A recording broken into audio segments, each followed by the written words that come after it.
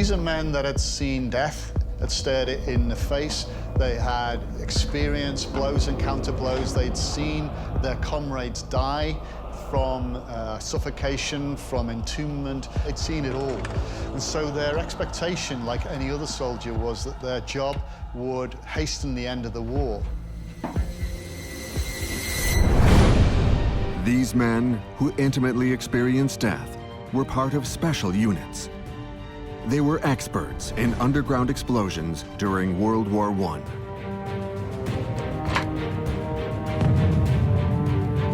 Over 4 years, beneath the nightmare of trenches and ongoing assaults, Allied and German troops transformed the Western Front's underground into its own battlefield. They fought mercilessly through secret operations, of which very little footage remains.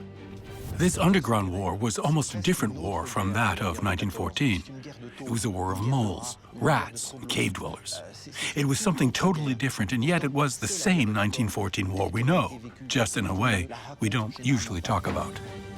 It's this other war that we are going to show you. It began in Flanders, Belgium, at the foot of a hill known as Hill 60.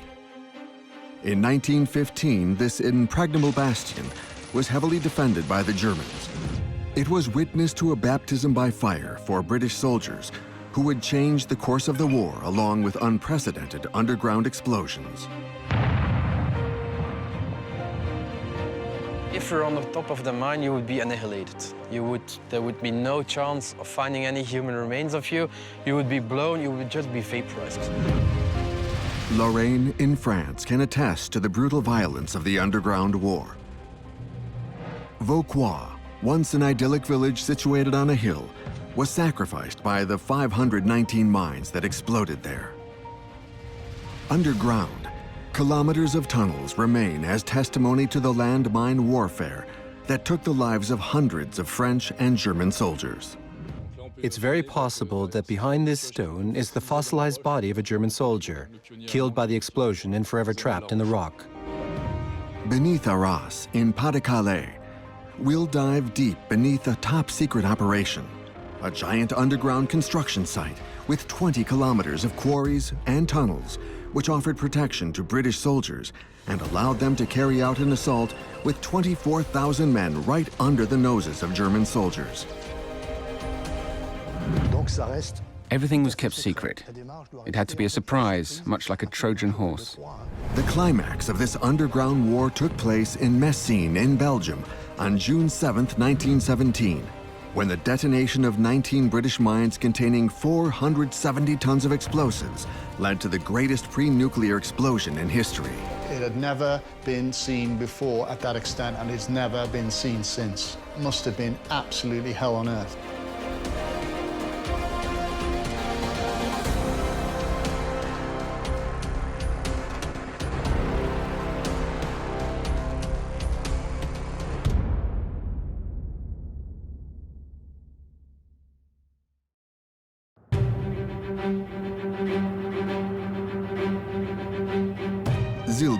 In western Flanders. This is where lies the hill that led to the death and destruction of Allied and German soldiers that fought here.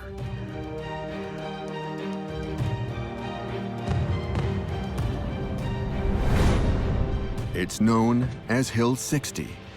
A dozen meters high, it lies like a wart on the flat land of its surroundings. Full of shell holes and craters, it alone symbolizes the craziness of the deadly fight that took place beneath the traditional battlefront.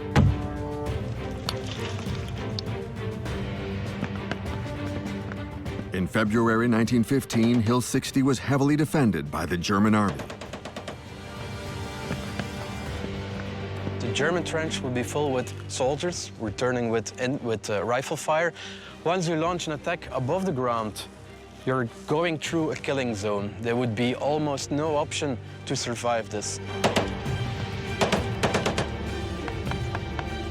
And yet, the British managed to seize Hill 60 thanks to a massive subterranean operation of unprecedented scale. It marked the beginning of a war in the shadows that would usher the conflict into modern times, giving birth to new types of soldiers, baptized by fire. Who were they? What were their weapons and tactics? To answer these questions, we have to look back at the start of the Great War, the beginning of the battle that would ultimately lead to over 18 million deaths.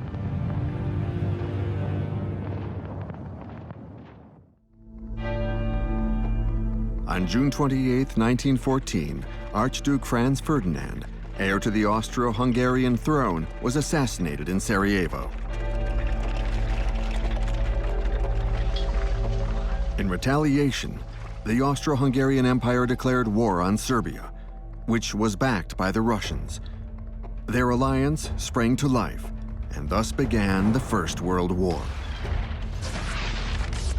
On one side, the Triple Alliance between the empires of Central Germany, Austro-Hungary, and Italy.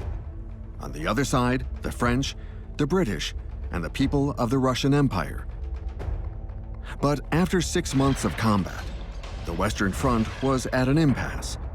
It stretched over 700 kilometers, from the North Sea to Switzerland, something completely unexpected by Allied or German generals.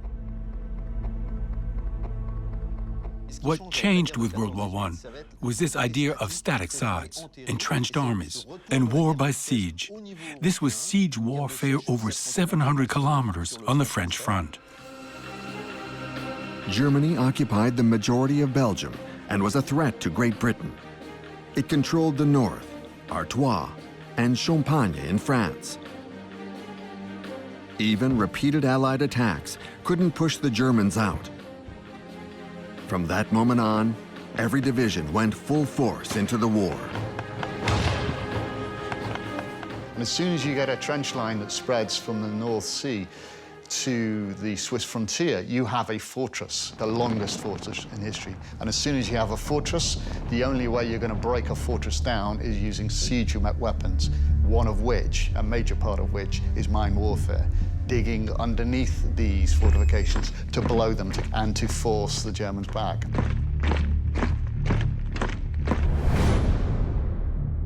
These underground siege techniques are as old as war itself. Armies had been using them for thousands of years. But at the beginning of the modern 20th century, they'd been forgotten. Moreover, the British Army didn't have the men necessary for these kinds of attacks.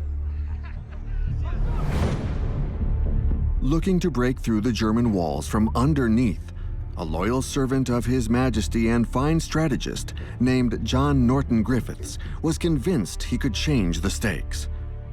Under his entrepreneurship, his workers had dug the Manchester sewers and the tunnels of the London subway.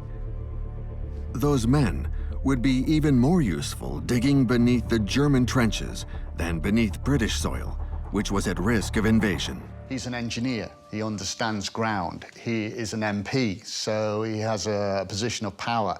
He is a man who is impatient. And people that knew him describe him variously as sort of a go-getter or man of action. These workers were known as moles, and he wanted to transform them into soldiers. To do so, he had to convince one of the Empire's most important men, Secretary of State for War, Lord Kitchener. Norton Griffiths wrote this rather strange letter to Kitchener suggesting that he used his moles, which were the men that he used to dig these sewers. John Norton Griffiths' letter would go unanswered. And yet, time was of the essence. A worrisome rumor began to spread within the army. In Festubert, in Pas-de-Calais, the Germans managed to slip hundreds of kilos of explosives beneath a British trench. They were set off on December 20th, 1914, with staggering results. In a matter of seconds, His Majesty's army lost 800 men. And at Festubert, this woke the British to the reality that they were going to be undermined, that this fortification, albeit some ditches, would be undermined and mines were blown there. And so the British were saying, hold on a minute, if this is going to take place, if the Germans are going to start using this, it becomes a war where we have to outsmart each other. The Festubert attack sent shockwaves through the British Empire. And at the same time, the British troops in France and Flanders, they write to the War Office saying, we need men that can do this tunnelling. And perhaps somebody then remembered the letter that they'd had from Norton Griffiths. In mid-February 1915, John Norton Griffiths was called to meet with the Secretary for War. He was finally face to face with the Iron Man of the British Empire, Lord Kitchener.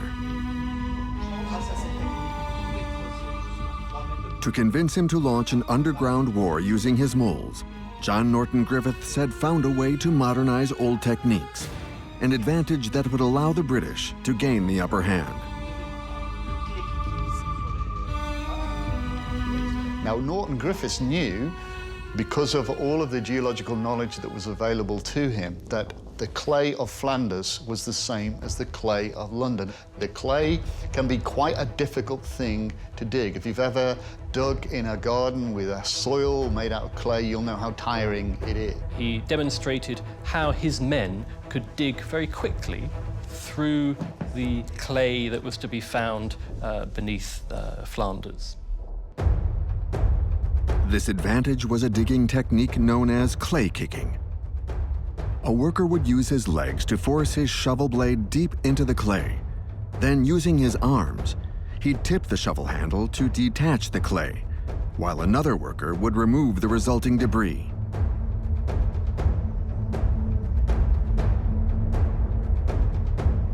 Norton Griffiths knew that his technique of clay kicking would mean that the Allies would be able to dig tunnels rapidly, that they would be able to dig tunnels relatively quietly.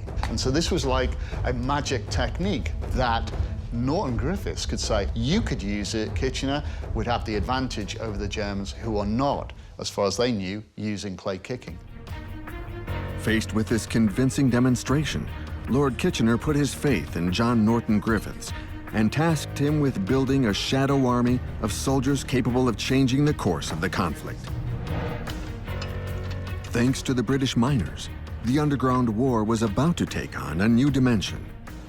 Recruited by John Norton Griffiths, they formed the first team of tunnelers. In just a few days in February 1915, they were assembled and sent to the Western Flanders front. There, the British defended the half-fallen city of Ypres, a city that needed to remain in their power at all costs.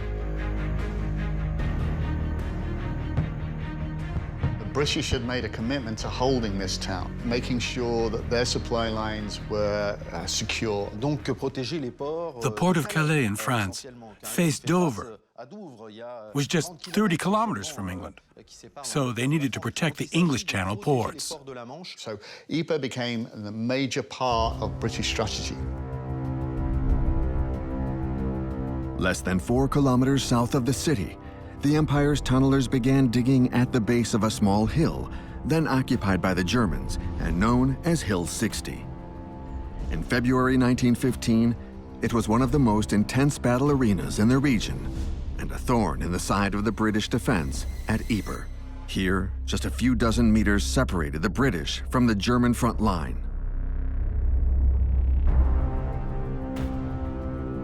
They would always taking the higher spots in the landscape. Hill 60 is one of these places where you would have a splendid view from here. You would look into the communication trenches. You would be able to observe infantry moves. You would be, and perhaps it's even the most important, you would be able to direct your artillery fire straight upon the targets.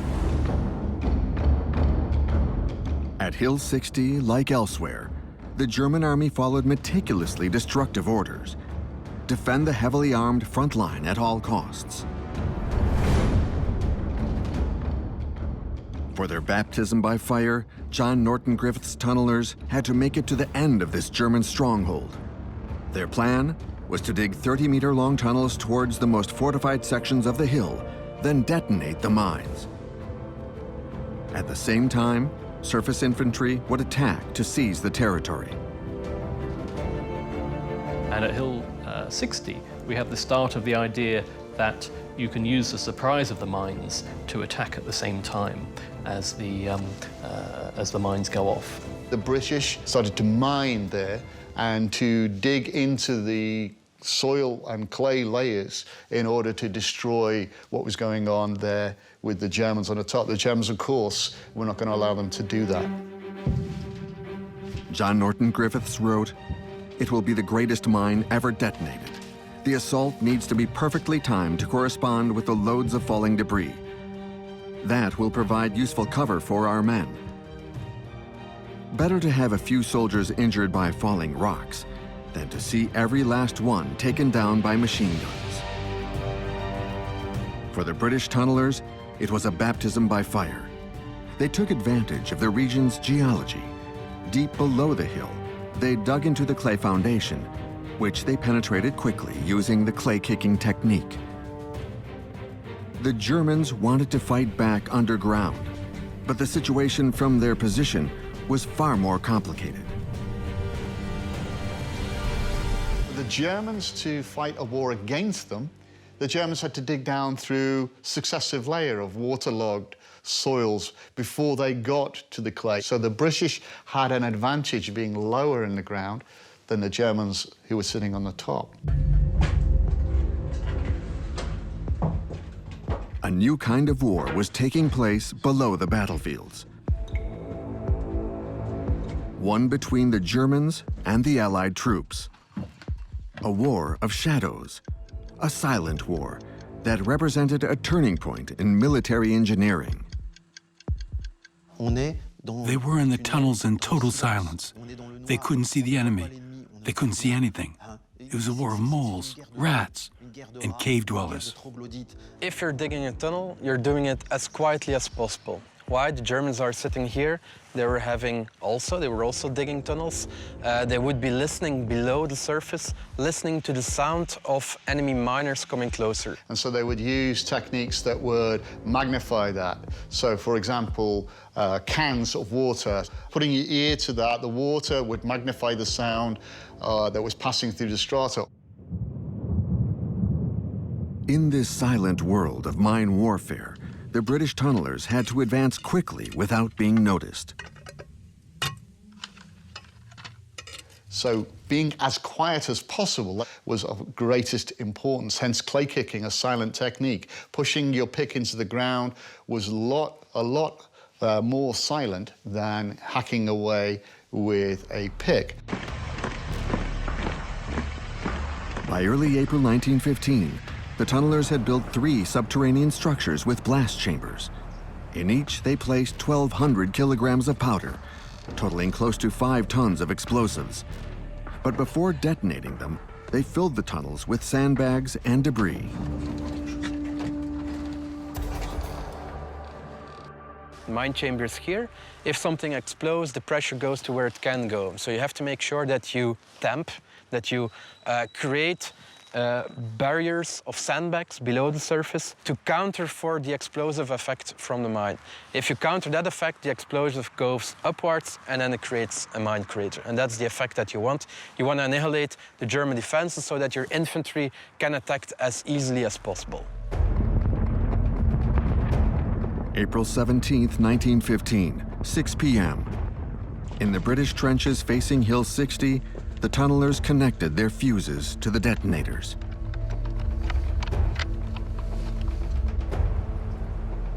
In the German trenches, all was calm that day.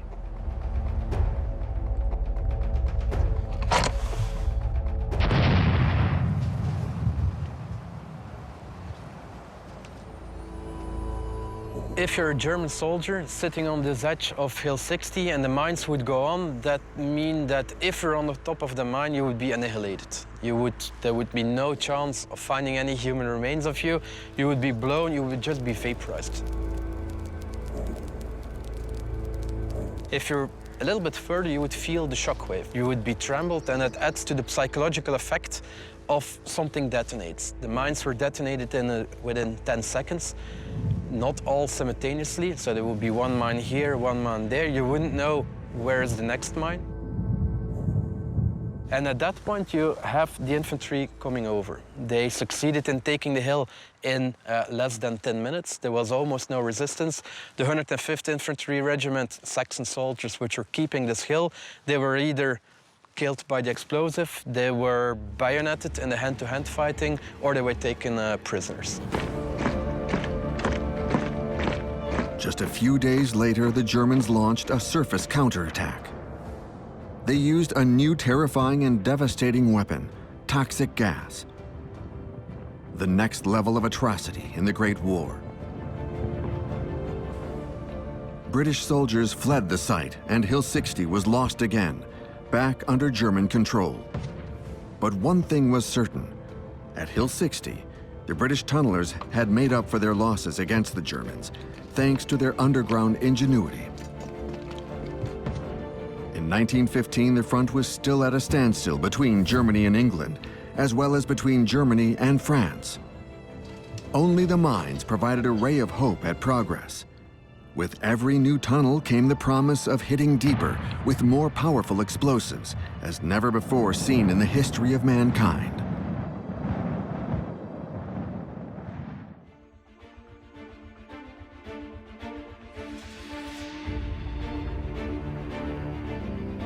Better than any other, the Lorraine region still bears witness to the violence of mine warfare. Here lies Vauquois Hill. For the French and German soldiers who fought there, Vauquois was synonymous with ultimate hell. Over 3 years, from 1915 to 1918, no less than 519 mines were detonated there. These enormous explosions led to the formation of crevices dozens of meters wide, forever altering the geography of the hill. So how did the Battle of Vauquois happen? What did those shadow soldiers experience? What were they wishing for as they dug ever deeper into the earth beneath their enemies? Deep beneath the Great War and within the hill's underground network lie the answers to these questions.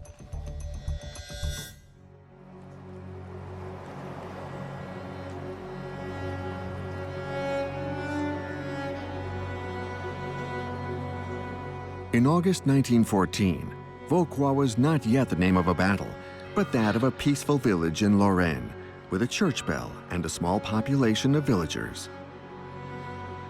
Vauquois became a battleground because it offered a unique vantage point.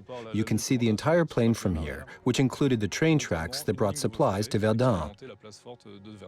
From the start of the war, the Germans wanted Verdun, and to take it, they needed to break its supply chain and communications via those tracks, which went from Châlons-en-Champagne to Verdun. In Vauquois, the height of the hill was a great advantage. The Germans had seized it in October 1914, and the Allies simply had to get rid of them. In an attempt to fix this precarious situation, French General Sérail ordered the Third Army to recapture Vauquois in February 1915. All right, men, let's go! Sacrificing thousands of men.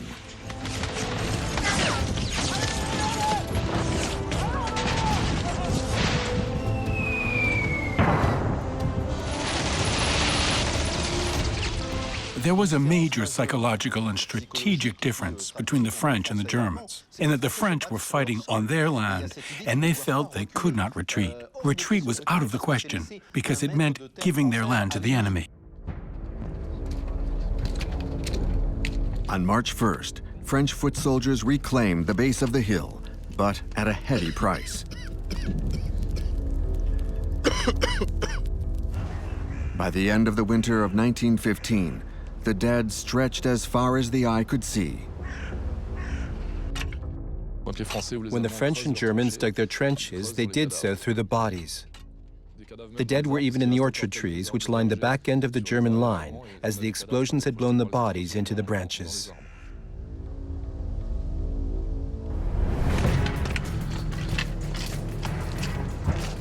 With each side in their trenches, the French and the Germans faced off, sometimes with only a few meters between them. In 1915, in March to be specific, the situation came to a standstill with the French on the southern side and the Germans on the northern side, and neither able to take the top of the hill. So how could they get rid of their enemy? Well, they started digging. When landmine warfare first began, the Germans had an advantage. General Bruno von Mudra, commander of their 5th Division. He stemmed from the Pioneer Battalion, the German Engineering Corps. He's the one who handled all the logistics of getting materials and explosives to the front so they could develop landmine warfare. Von Mudra has the expertise of the range of capabilities of pioneers. He's been the inspector of fortifications in Germany. So he basically knows this time-honored method of warfare backwards, how to lay a siege, how to lay out your network of tunnels, what size explosive charges to use, how you support the tunnels with timbering and all these factors that were beginning to be forgotten by 1914. He still knew all that. Led by an expert in siege techniques from the Engineering Corps, the German pioneers were the first to dig tunnels beneath Vauquois. When the Germans captured the village and took control of the homes, the first spaces they used to their advantage were the basements. So naturally, these basements were where the battle tunnels first began. One of the first tunnels was called Stollen 5, and it dates from March or April 1915.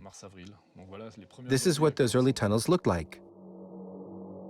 The Germans feared the French would do anything to get rid of them. The French could no longer attack with active troops above ground.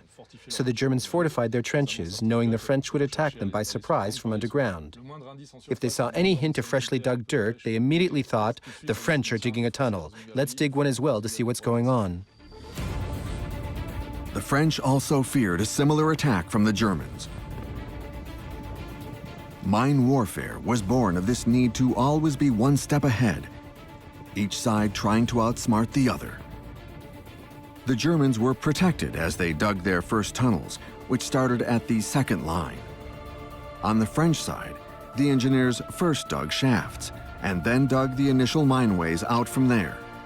They were 25 meters apart, and they spread through the entire hill from one end to the other. Whether French or German, these tunnels were built with the same objective, to block the enemy's advance and destroy their trenches. These sappers often did their work in a very traditional way, with a pail and a pickaxe. It was human labor. But they were helped by some modern advances. For example, rail cars that made it easier to remove the extracted dirt.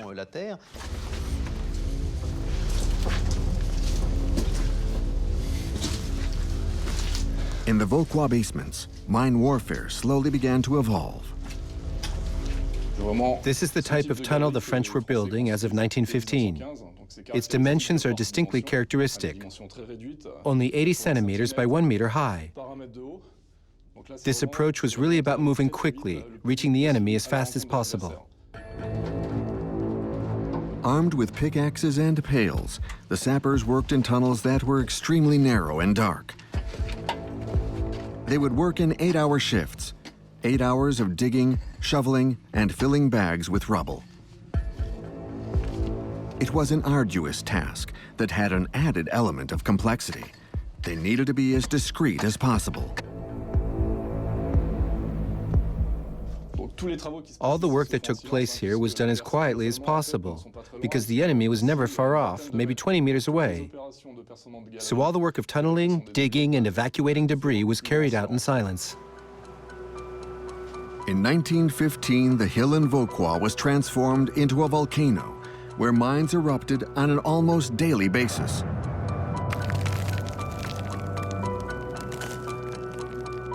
They instantly destroyed entire sections of trenches. Second Lieutenant André Pézard of the 46th Infantry Regiment wrote, "I woke up to a violent shock that hit me, a mine. My lieutenant clung to my arm, both legs wrapped around my shins, as he banged his head and screamed, 'What is that?' It was not uncommon by any means. Hundreds of thousands of soldiers experienced it, and it's a terrifying experience. They knew their enemies' mine shafts were being dug beneath them and lined with explosives that could vaporize them if detonated, and they could hear them digging. But as long as they could hear them, they knew they were okay because the tunnel wasn't finished, the mine shaft wasn't ready. But at some point, they couldn't hear them anymore, and that meant they were placing explosives, and it was just a matter of time before they'd detonate. Would it be in an hour, 2 hours, 3 hours? The fear was constant. The only people who could combat this fear were the same people responsible for instilling it in their enemies.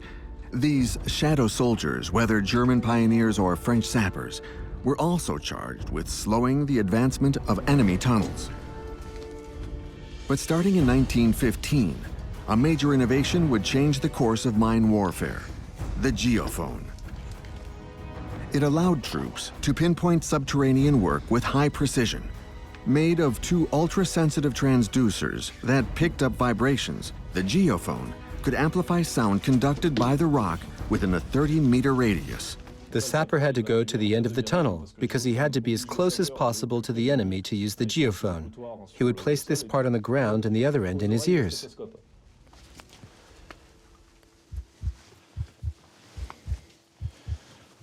What I'm hearing now is the beating of my own heart, because I'm sitting on the ground and the vibrations of my heart are being transmitted to the geophone, then into my ears via the headpiece. I hear it pounding, my own heartbeat. Each day, at the same hour, all digging was halted.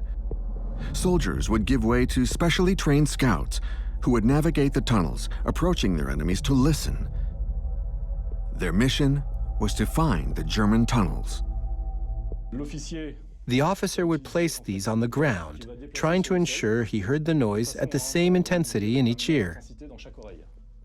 As soon as he could hear the sound of a pickaxe at the same intensity in both ears, he knew the enemy was working perpendicular to the 2 geophones in that direction. Once the scout had determined the axis of the enemy's activity, he would go into the neighboring tunnel and repeat the operation. By crossing the 2 axes, he could pinpoint the sound's origin within a meter and monitor the daily progress. The use of the geophones meant that this cat and mouse game, this war of the silent, started to become even more serious, more scientific, as men started to track out, just like the submarines of the Second World War, track out where their enemies were and then to destroy them underground. Once an enemy tunnel was placed under surveillance, the goal was to destroy it.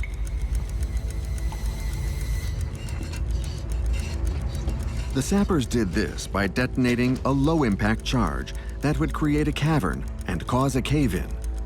It was called a camouflet. This new technique made underground warfare all the more deadly.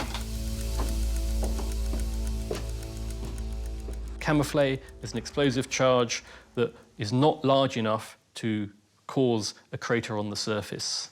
So there will be a kind of sphere, a diameter of destruction that will be calculated according to the existing formulae, that they'll know that if the enemy tunnel is 10 meters away, for example, they'll need a charge of a certain size in order to destroy it. For these shadow soldiers, the camouflet embodied a terrifying destiny: being annihilated underground, disappearing forever, swallowed by the earth.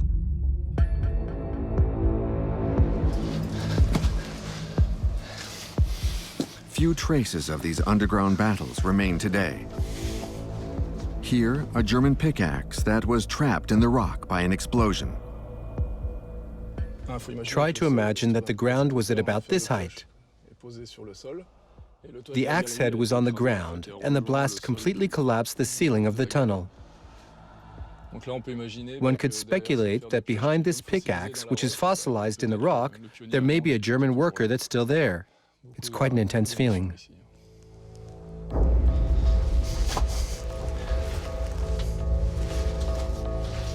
For those who weren't killed by the explosion, Another nightmare awaited.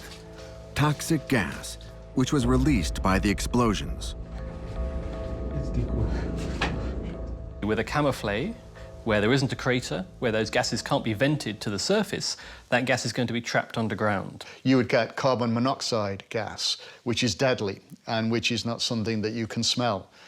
You can't see it. So the response to that was to bring in the same methods that were used in the mining industry, that is to have trained rescue squads equipped with breathing apparatus. For rescue workers, time was of the essence. Their air reserves only lasted about 20 minutes, giving them little time to save comrades, who were sometimes dozens of meters underground.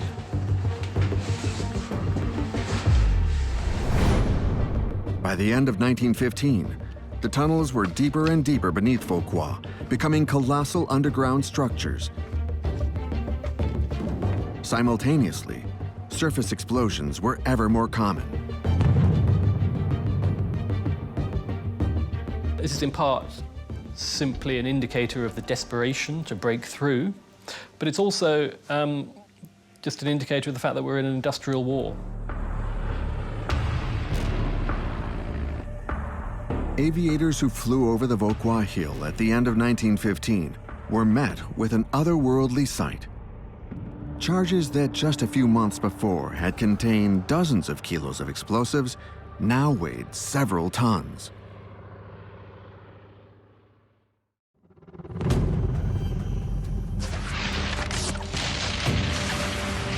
February 21st, 1916. The German army launches a large-scale attack 25 kilometers to the east of Vauquois. It's the start of the bloody Battle of Verdun. For the Germans, Vauquois would serve as a strategic lookout point, now more than ever.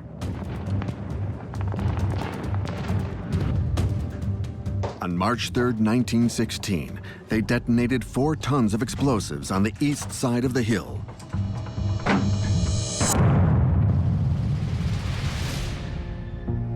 An entire section of Vauquois was destroyed by the blast.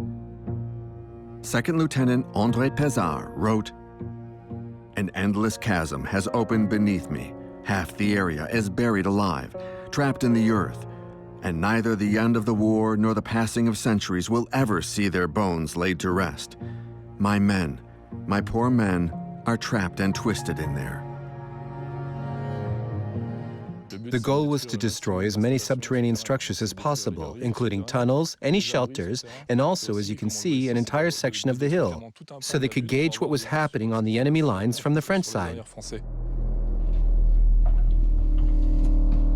Mines embody the adage of retaliation in war: an eye for an eye, a tooth for a tooth. The explosions went ever deeper and were ever more deadly.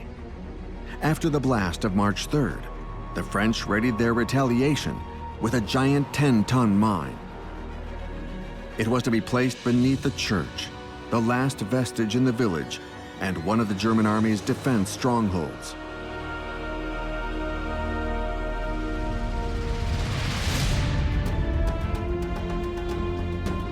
To rapidly dig the tunnel for the mine, a few engineers experimented with a new machine, a Bornay drill rig. Equipped with an electric motor, the 15-centimeter wide and several meter long drill was set into motion by a transaxle.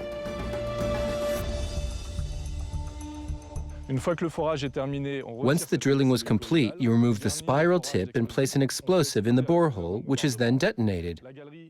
The tunnels are created by the pressure from the explosion, which opens space within the rock. All that's needed then is to clear the surrounding debris, and you have a usable tunnel.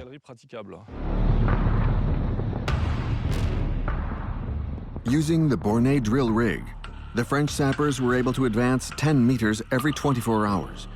In only 4 days, the tunnel was complete. It was 30 meters long, and scouts placed 12 tons of explosives at the extremity. The explosives were transported in bags of dirt passed hand over hand. They had to be as quiet as possible to keep sentinels on the surface and below ground unaware of the mine until March 23rd. The morning of March 23rd, the mine was ready to be detonated.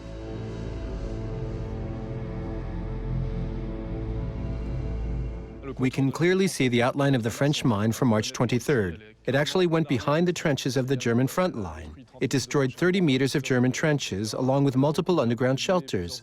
Many entryways were blocked by debris, and 2 mine tunnels were completely destroyed.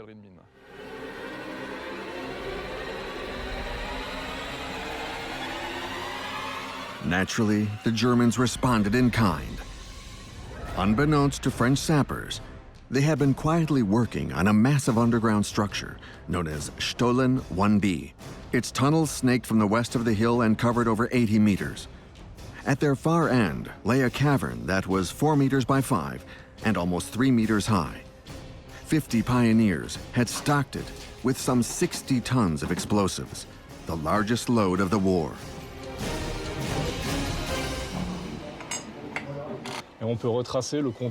We can retrace the tunnel's branches that were used on May 14th. And even more interesting, you can still see the electric fuses used on May 14th to ignite the mines. At the far end of these cables were the 500 detonators that were evenly spread amongst the explosives to ensure that everything detonated simultaneously. May 14th, 1916, 4 p.m.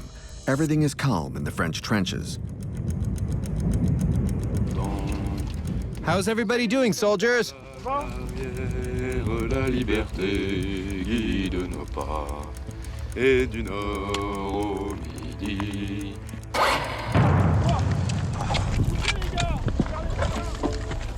André Pézard wrote, "A monster rose up, as big as the earth itself, an enormous upheaval of dirt that expelled the very bowels of the hill.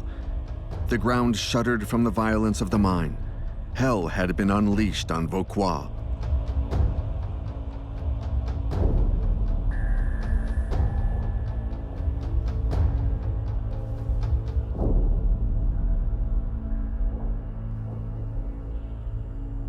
The explosion of May 14th, 1916 took the lives of 108 French soldiers.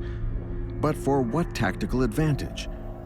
In the battle of one camp versus another, the fact remained that mine warfare, as underground and industrial as it was, simply mimicked the larger warfare itself. No advances were made. What happened here after 1916 is that this continuous line of crevices was created, some of which were 30 meters deep. So there was no reason to use mines anymore. It was a natural defense structure, as the gaps in the crevices actually prevented both the French and the Germans from carrying out surface attacks. In Vauquois, the mines had the opposite effect of what was intended. Instead of breaking down the front, they solidified it, so much so that the flames would eventually burn out. But the underground war was far from over. In the summer of 1916, the raging Battle of Verdun monopolized the French army's attention. The British were on their own in the Somme offensive. It was a disaster. 1916 was a year of loss for the Allies. To break through the German front, they needed to attack elsewhere, in the north of France, where the underground war would take on new strategic dimensions as never before in military history.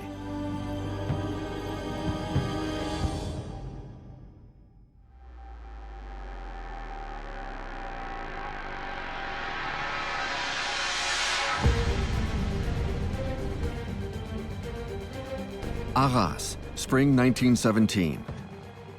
Devoid of inhabitants and bombed daily by the German artillery, the capital of Artois was in ruins.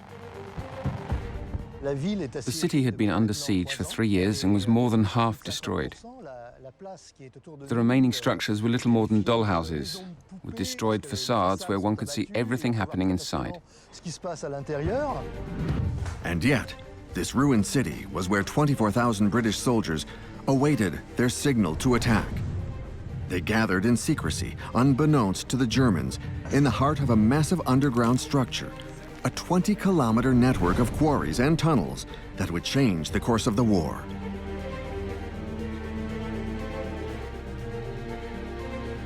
Who dug these tunnels? Why did the British choose Arras as the base for their underground offensive? To understand, we have to go back a few months to the summer of 1916.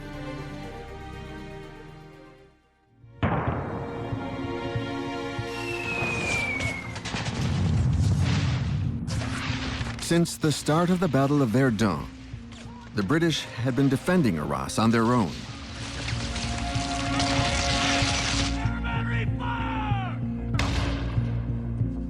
The city was a particularly vulnerable location on the front line that the Germans wanted to capture. Arras was a hub for road and railway communication, and if seized, the Allies would be forced to pull back to Hesdin or Montreuil, almost to the coast. So if the Germans captured the city, they would then occupy a large part of the Pas-de-Calais and would leave the British shipping ports vulnerable, which Britain obviously wanted to avoid. So they needed to keep their position at Arras at all costs. Those ports now welcomed new tunneling recruits. They were part of the Commonwealth and came from the other side of the globe, New Zealand, on the British Crown's request to aid in the war effort. Overnight, they went from working in mines to being charged with digging battle tunnels deep beneath Arras. A lot of those men are Maori men. They are men who are not afraid of hard work. They're men who are used to putting in what the British would call hard graft, the capability of working hard underground. But as they began digging their first tunnels 20 meters beneath Arras, they came across an extraordinary discovery: colossal cavities, where for centuries Arras quarrymen had dug away the limestone that had been used to decorate the city's facades.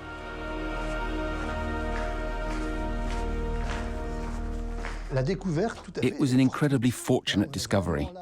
They were initially charged with digging long tunnels beneath their enemies so that they could blow up their frontline trenches. That was the first order of business. But while doing that, while digging their battle tunnels, they regularly came upon existing quarries.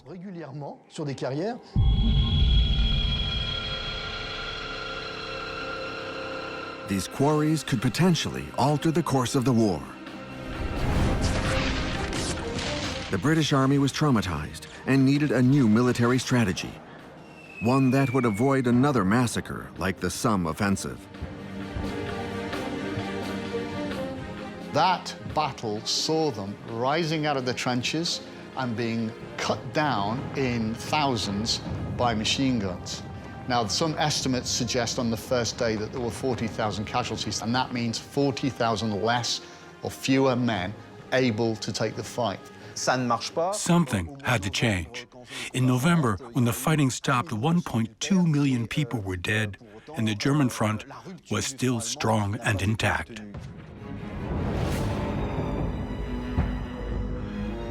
To finally break through the German front, the Allies prepared a new major attack for the spring of 1917. It was meant to change everything and put an end to the war. It would be led by the French Army's new commander-in-chief, General Robert Nivelle.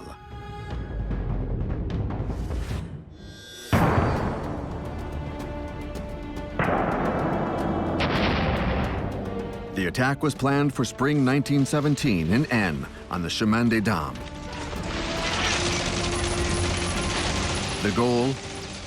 To end the war in under 48 hours. To ensure success, General Nivelle asked his British counterpart, Marshal Haig, to initiate a diversionary attack in Artois. General Haig's objective for the Battle of Arras was to create a diversion that would attract as many German reinforcements as possible. They had to believe there was a large offensive. So they prepared lots of equipment, a lot of shells, and a lot of men. They needed the Germans to fall for it. And the idea is that the two attacks will go in at roughly the same time, and they will be converging to cut off a huge chunk of the German positions. During the autumn of 1916, the attack began to take shape. But for Marshal Haig, there was a real danger. Since the disaster of the Battle of the Somme, he knew that any surface attack against the Germans' defenses was suicide. As daring as it was unexpected, a solution came to life with the New Zealand tunnelers' discovery. Every battle is ultimately won by the soldiers who rise out of the trenches and take on their enemy, the boots on the ground. And so to protect that resource, this flimsy, frail human flesh, you need to make sure that until they are in the front line, they are protected. The gigantic caves of Arras would be the perfect cover for a secret operation, the first of its kind. The quarries would allow them to assemble and protect an army of 24,000 men, while also allowing them to reach the front without being under enemy fire by the way of assault tunnels. Two major tunnels would allow troops to emerge, which would overwhelm the Germans. There would be so many men in the front lines that when they went over the top with coordinated artillery fire, the British would be able to drive the Germans back. What was different here was the use of the underground passages, the quarries, and the tunnels to get their men as close to the German lines as possible for an unexpected attack, using the element of surprise. The New Zealand tunnelers were the architects of this top-secret operation. British High Command gave them the mission of digging 20 kilometers of tunnels to connect the various quarries. In the north, they formed the Saint-Sauveur network. In the south, the Ronville network. Their goal was to build an edifice capable of protecting a colossal army of 24,000 men, the world's largest underground shelter. The idea was that the entire network had to be built in less than 6 months. They made it clear that they wanted to attack in the spring, which meant that 20 kilometers of tunnels needed to be finished in 5 or 6 months at the very most. For the tunnelers that were working under Arras, it definitely was a race against time, because the offensive that was going to be fought, not just by the British and the Canadians, but also by the French, had to jump off on that one day, had to be on the 9th of April. Underground, photography of the top-secret operation was strictly forbidden. Only a few rare images of this industrial work site still exist today.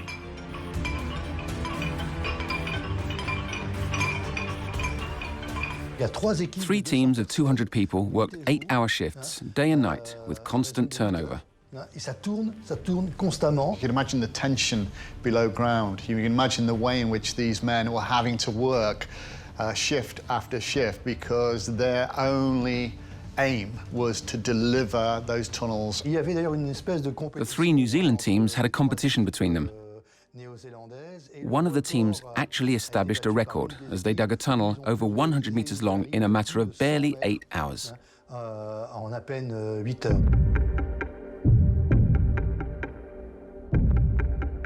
Every day there were dozens of tons of rubble that needed to be removed from the active tunnels. But it couldn't be brought to the surface.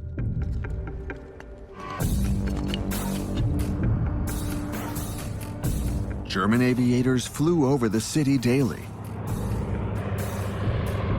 The presence of that much rubble would instantly give away the secret operation. So it had to be kept underground. They built piles of debris, like this one here, throughout the tunnels. Everything was kept secret. It had to be a surprise, much like a Trojan horse. They also had to avoid being discovered underground. German pioneers were also digging tunnels out from their own trenches towards no man's land. So it was not out of the question that they could discover the Allies' massive underground structure. So this is an example of the security system found in each tunnel that was dug by the New Zealanders from 1916 onwards. Holes on either side of the tunnels were lined with explosives, and if ever the enemy forces discovered them, they could decide to detonate the explosives and destroy the tunnels. So this was in every tunnel in the Arras network. But there was another major risk of using the quarries.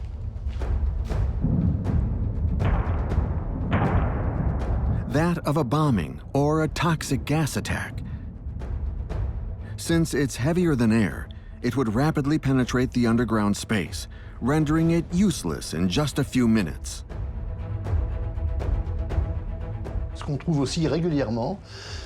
So they also built grooves into the walls, which the tunnelers stuffed with bags, filled with impermeable clay. And so in the case of a gas alert, they could very quickly raise a sort of anti-gas door, a barrier, which would prevent the gas from going deeper into the tunnels.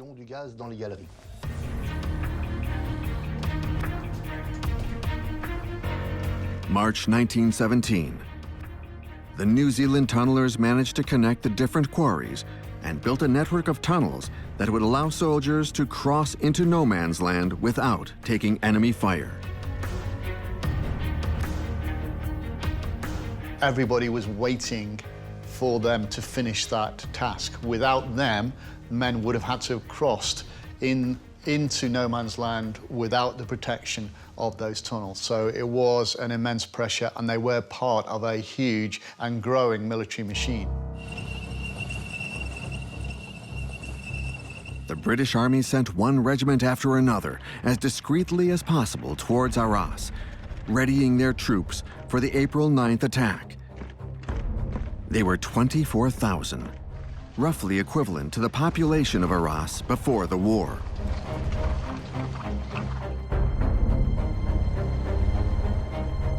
In the center of the old town, this seemingly innocuous door would lead them to the quarries. A week before the Battle of Arras and the brutal bombing of the Germans, there were 24,000 British soldiers who passed through this door.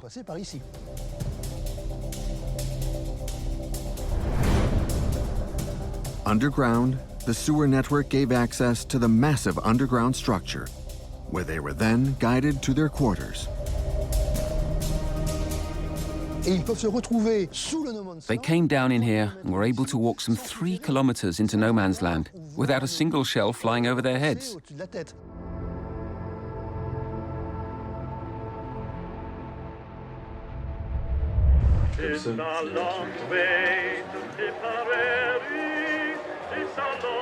The first week of April, the medieval quarries of Arras would bear witness to a strange spectacle, that of 24,000 soldiers gathering and killing time as they waited for the signal to attack.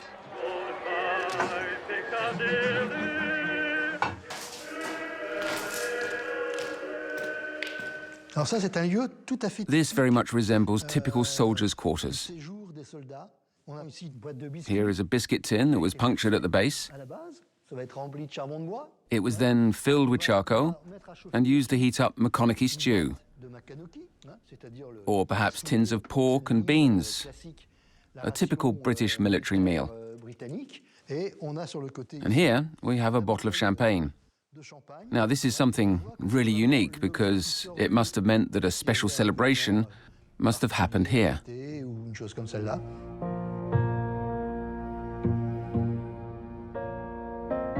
Numerous soldiers left their mark on the quarry walls. Sometimes it was their name carved into the rock, or the face of a pretty girl, a Charlie Chaplin sketch, or even this more subdued inscription, perhaps today, the solemnity of which still resonates a century later.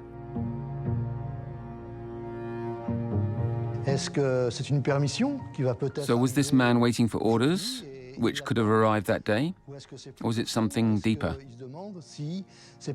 Maybe he was wondering whether death awaited him, perhaps today.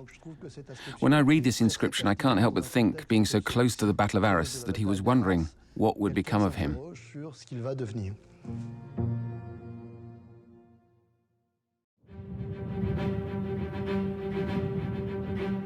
April 8, 1917. On the other side of the front, the Germans have been subject to 4 days of incessant bombing.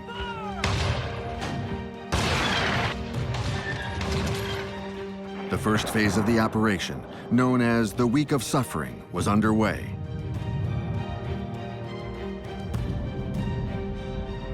For the soldiers gathered beneath Arras, attack was imminent. The success of the operation would depend on the first wave, which would erupt from tunnels I-54 and I-56. Those were mere meters from the German trenches. It was meant to be a first commando raid carried out quickly. The soldiers burst out of the tunnels and took out the German sentinels along the front to keep them from sounding the alarm or screaming for help. As soon as those men are in the trenches, then it's hand-to-hand war. It's fighting with your bayonet. It's using your grenade. It is the awful, awful pictures of the war of 1914-18. But the tunnels have allowed your men to get into the frontline trenches in a fresh state so that they can do that. And so it becomes part of a total package of war. The soldiers emerged just a few meters from the front line and made it all the way to the village of Tilloy, where some Germans, for example, were still in pajamas having breakfast. So the attack was a complete surprise. The break through the German line was spectacular. In one day, no less than 10 kilometers of terrain was conquered. However, the fight at the front line was far from over. The German defense was ferocious. After a month of combat, the Artois offensive no longer advanced, and the British Army was losing 4,000 men a day. The French on the Chemin des Dames were not faring any better. When the French attacked on the Chemin des Dames, it was a catastrophe. They lost 100,000 men in 15 days. The first day, Nivelle had promised they'd break through, as they were supposed to capture 10 kilometers of land. But the French only advanced 500 meters, and it was a massacre. In spring 1917, the Allies had to start from scratch. The defeated French forces looked to British commander Marshal Haig to take the reins for what was believed to be the final attack, their last chance at success. A battle in which mine warfare would play a major role was about to yield the greatest man-made explosion of its kind ever seen.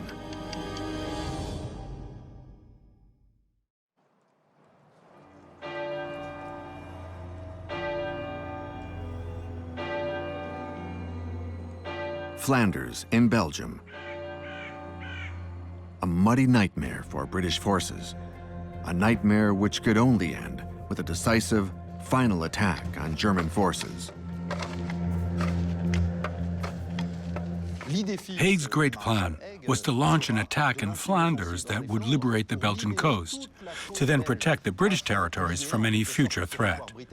The idea was also to eliminate the risk of submarine warfare, since German submarines operated out of Belgian bases. So what Haig wanted to do was to secure the war in Flanders, using the flat ground, the flat terrain, the capability of driving deeply into Germany and to beat the Germans and to win that war. In Flanders, the situation hadn't changed since the end of 1914. British forces were still defending the city of Ypres, or what remained of it. The Germans still occupied the higher ground facing it.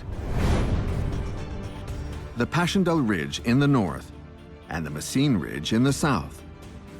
The German front was spread out over 20 kilometers, from Hill 60, where the British tunnelers had experienced their baptism by fire, all the way to the village of Weisschatte and on to Messines.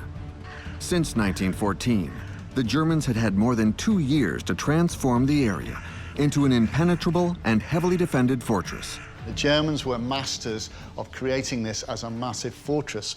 They're making sure that the Allies do not break through while they fight in the east. The idea is once they've beaten the Russians, they will transfer their divisions to the west and divide the British and French and break them apart, and that's the idea behind this. To this day, the battlefields of Flanders have yet to reveal all their secrets. A century after the Great War, archaeologists and historians continue to find remnants of this German fortress, such as this blockhouse. Places like this, there would be hundreds on top of the ridge, and these would be the typical places where the attackers would have to pass and which have to fight to. Places like this would be very difficult to take because you could take shelter here during an artillery fire. The moment that the artillery fire stops, soldiers would be knowing that the attack was imminent. They would know that the Allies would be attacking from this side, would take out, and they would be able to defend this place. The British had their eyes on this impenetrable fortress.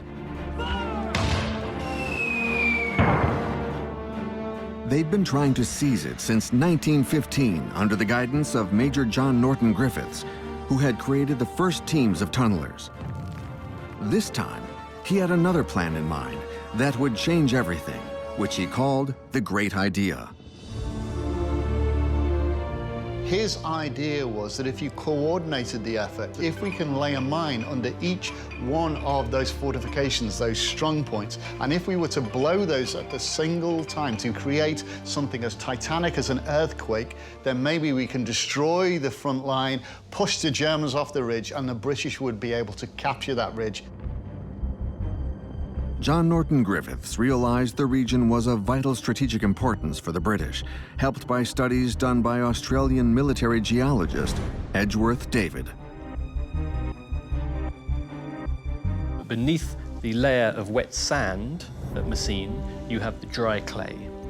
And if they could get down to the dry clay, it was comparatively easy and quick to tunnel through the dry clay. The deeper layer of dry clay was ideal for digging tunnels and offered special advantages to British tunnelers. It was extremely water resistant, keeping the water just below the feet of the Germans. That it was almost impossible for them to dig down to counter any kind of mining that might be carried out by the British. John Norton Griffiths' great idea began to take shape. It meant digging shafts to reach the dry clay layer, then digging tunnels that would make up the battle network. There were 22 key locations on the ridge. When detonated simultaneously, these mines would provoke an earthquake that would create an opening for the infantry. Approved by British command in January 1916, John Norton Griffiths' plan was the blueprint for a one-of-a-kind underground attack. From the north to the south of the Messines Ridge, the British Army tunnelers focused their energies on the underground. With their unique mastery of clay kicking, they quickly progressed in the dry clay right beneath the feet of the German pioneers, who were completely oblivious to their enterprise. Although the Germans have their suspicions that the British are getting under their positions, they're getting into the clay level, because it's so difficult, they ultimately don't think that we've done it. Every time the Germans were trying to attack and defeat the British, they had to attack and defeat nature. They had to dig down through layers that were so rich in water that they were almost impossible to get through. The tunnel sides would collapse, the shafts would be difficult to drop. The Germans believed it was impossible for British tunnelers to build fortifications so deeply underground, as demonstrated by the infamous Hill 60.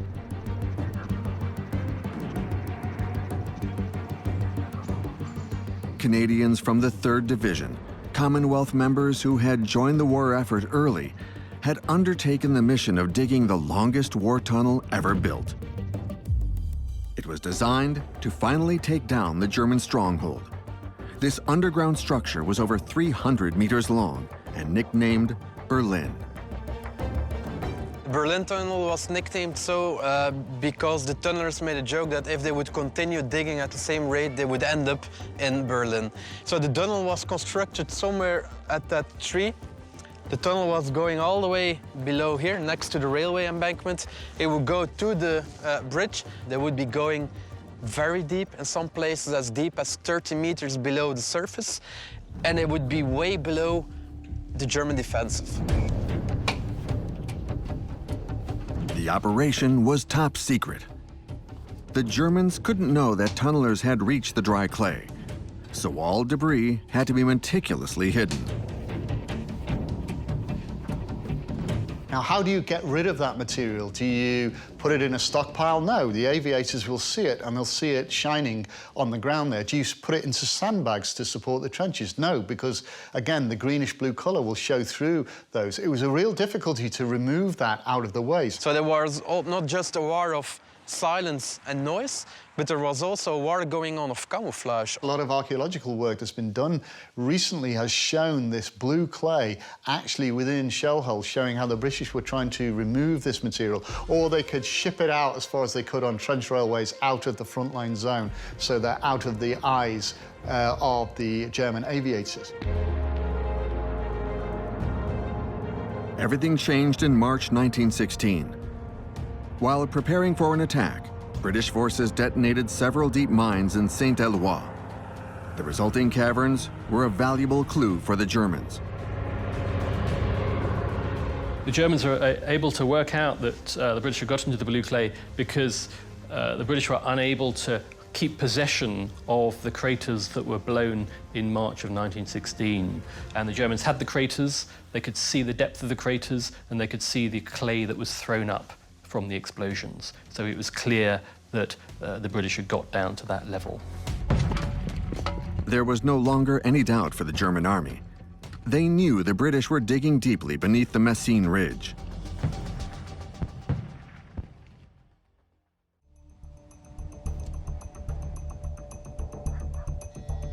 August 1916. Most of the tunnels and blast chambers were complete.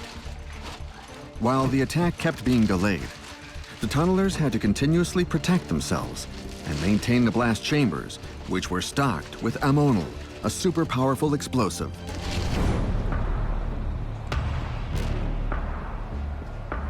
At the same time, the German army brought a mine warfare expert into the Messines region, Lieutenant Colonel Otto Füsslein. Otto Füsslein was a civilian mining engineer who also commanded an engineer regiment which was at Les Epages, which was almost as important as Vauquois in terms of the intensity of the mine warfare. So with Füsslein arriving, you got the capability of one technical scientist, a man who knows his trade, combating the men on the other side. Füsslein knew the British forces were a step ahead. To see his mission through, he recruited additional pioneers. Those were experts in underground work. The Germans begin to create specialist mining units in imitation, it seems, of the British tunnelling companies. One of the consequences of that, of course, is that the Germans are now starting to be able to countermine the British. Füsslein needed to find a way to reach the dry clay, where he feared the British were already hard at work.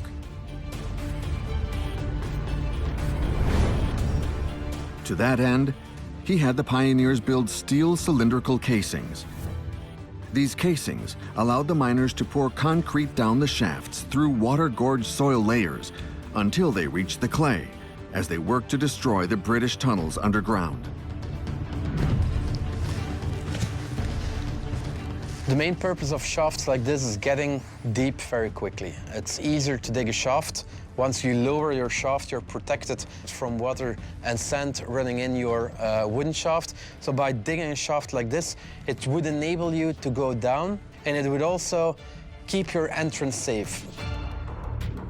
The position was well camouflaged, and this means that The Germans also didn't want to let the British know that they were mining, that they were knowing what the other one was doing. It was always a cat and mouse play. And wherever they heard British activity or suspected British activity because of spoil and waste materials, they would then sink shafts using these concrete rings to get beneath ground to seek out the British.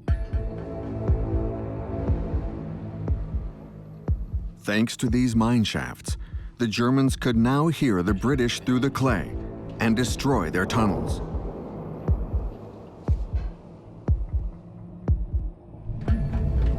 For the tunnelers, this meant taking utmost precautions to avoid discovery of completed or in-progress tunnels. Like the tunnelers on Hill 60, they used a decoy. The decoy was a second set of tunnels built above the main network with the sole purpose of distracting the Germans. They used a system of shallower tunnel galleries, partly that were already dug, to carry out noisy, pointless activity that would not only disguise the deeper work, but would also confuse the German listeners. In those tunnels, quite often, you see picks which are on an automatic system, which allow the pick to hit the ground on a regular basis. And this noise would pass through the ground conditions, which would attract the Germans like bees to a honeypot. So they were dragging away the attention of the deep system. The deep system, which would be the hardest to keep. You're in a low level. You don't want the Germans to know that this system is there, so you're not making any noise at all.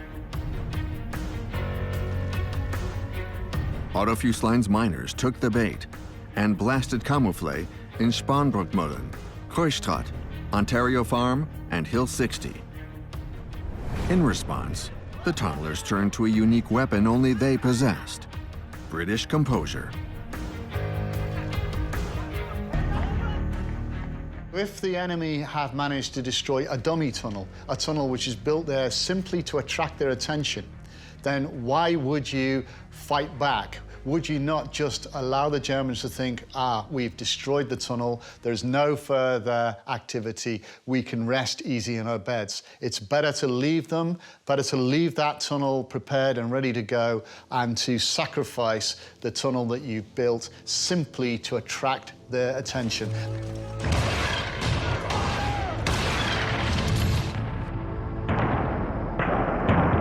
The British artillery had rained fire on the Messines Ridge for over a month,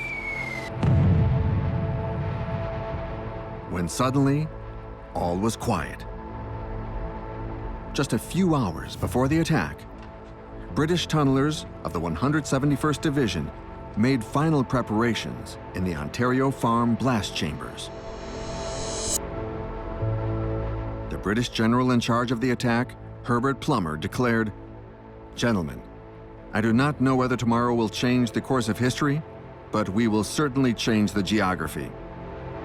The expectation was of Plumer and his staff that when they pushed those plungers and the artillery bombardment started, that they would take that ridge, and that tension was immense. June 7th, 1917, 2:55 a.m. The greatest quantity of explosives ever assembled by mankind, 470 tons, distributed in 19 mines, are ready to be detonated. Captain Oliver Woodward later said, "The general entered the shelter with a watch in his hand. You could hear a pin drop in the silence as he counted down 6, 5, 4, 3, 2, 1.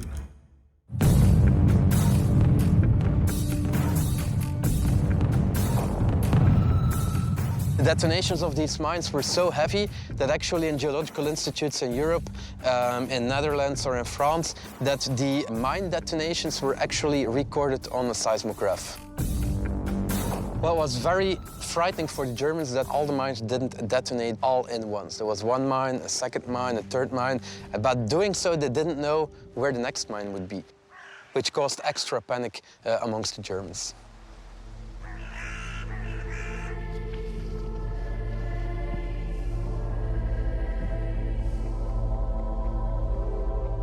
when that went up, they must have been struck dumb by the awesome noise and effect that was delivering, because it had never been seen before at that extent, and it's never been seen since. I cannot imagine what those men went through and how they experienced, how they even survived that action of both the exploding mines and this shell bombardment. Must have been absolutely hell on earth.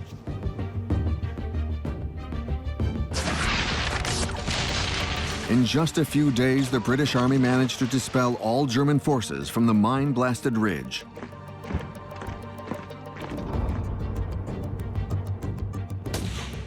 This battle was the culmination of this secret, deadly, underground war.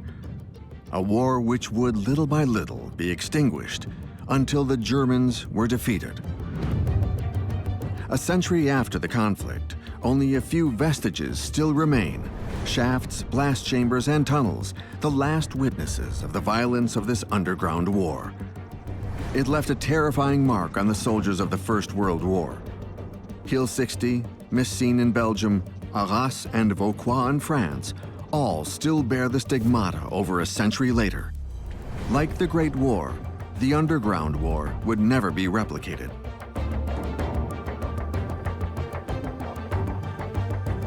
For his contribution to the British war effort, John Norton Griffiths would be knighted and promoted. Otto Füsslein survived the Great War and died in 1922 during a mining accident in Germany. Liberated by the Americans in 1918, Vauquois was forever disfigured by the violence of mine warfare. Second Lieutenant André Pézard became a writer and received his doctoral degree in literature. His thesis was about Dante, about hell.